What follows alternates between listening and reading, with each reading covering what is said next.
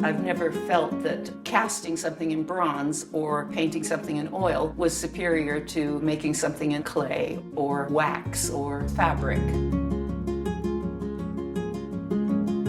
I like discovering a new path, but I would say the new path arises out of my earlier experiences, that there aren't any barriers, and certainly I grew up with that kind of sensibility. There always was an atmosphere that you could make anything that you thought of. That was true of my mother. If you wanted a dress, you made it. If you wanted to create a little magical figure, you could do it in clay. And my father, too, of course, the great surrealism of film, where everything is possible. Sayonara. Art direction by Ted Haworth. Set decoration by Robert Priestley. The winner, please. Sayonara. My father was curious because nobody else took their kid to work, but he did. And so I would just kind of go along with him. I'd like to thank the motion picture industry for this wonderful moment in my life. The idea of props, the set, enchants me. I just love that shift in reality.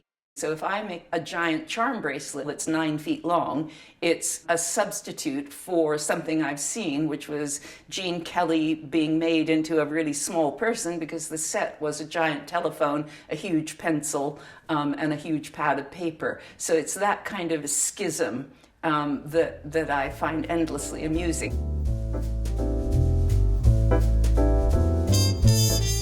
I grew up in California, where I felt women were more than equal. All of the women I knew worked, had great jobs. I mean, they were costume designers, actresses, fashion designers. Innocence was its own protection to a certain degree. I didn't see it for a very long time.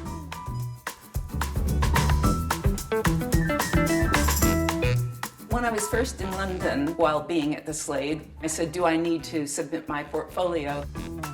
A tutor said to me, we don't need to look at the portfolios of the girls. We just need to see their pictures because they're here to keep the boys happy.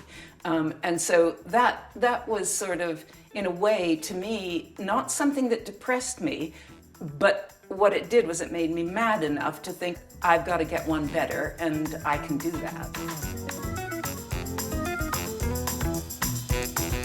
The materials I chose and the path I took was a rebellion.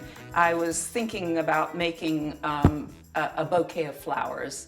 And I remembered as a child loving the artificial flowers that were made of cloth, and I thought, wait, I could make them out of cloth.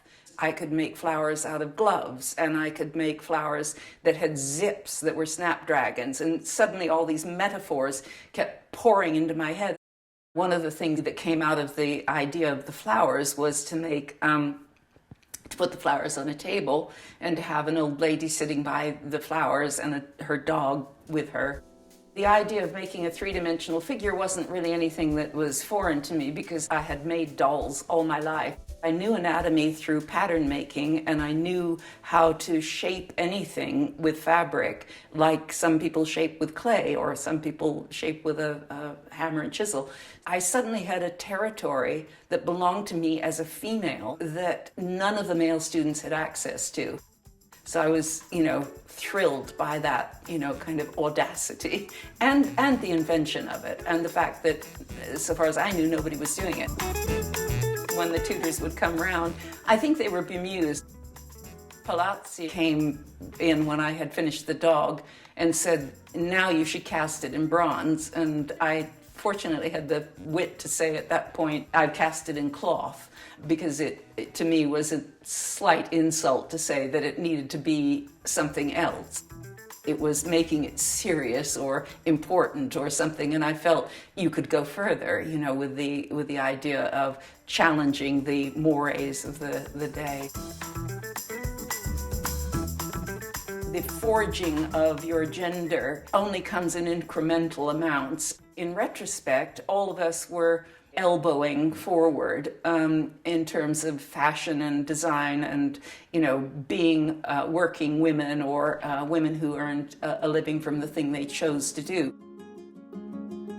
Age is something that I think is a particular subject for women. Having grown up seeing actresses going past their peak of their career and no longer getting the parts they originally did, I was interested in the fact that an aged face was considered to be not good. Maybe if you put color into the face, that the wrinkled surface would be beautiful in its own right, and that it would somehow switch the conversation away from the deterioration to a celebration.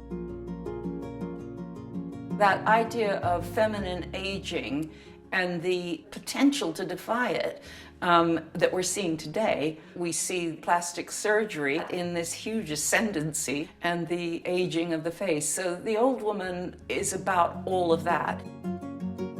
One of the thoughts that occurred to me at the Slade was, I don't care if the work deteriorates because everything can't be kept. I don't mind if the bracelet made of canvas yellows. I like that. The aging of the fabric is part of the process.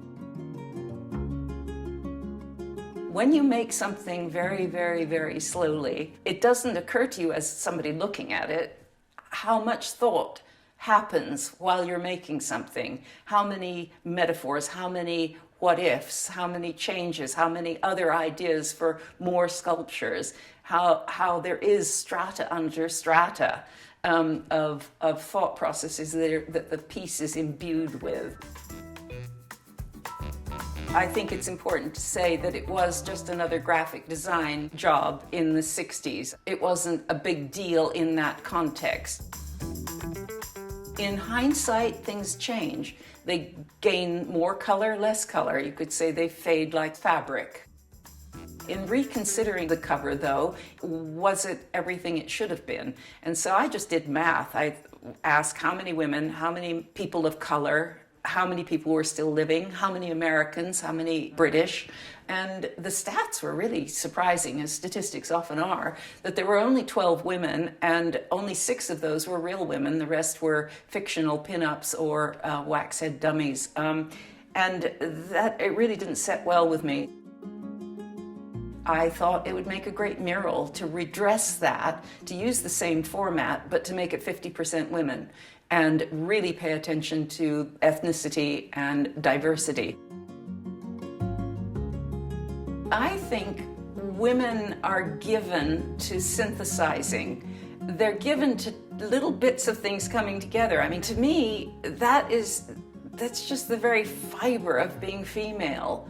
I mean, it's kind of what we do. I mean, it's like it's part of your veins and your brain. Really, our generation, your generation, we are the first to stand on the world stage in any numbers. I mean, there was one and one and one that somehow made it through the education, somehow defied the attitude of their male tutors who thought they were just amusing themselves and they ought to go have babies. They made it, and we have their legacy.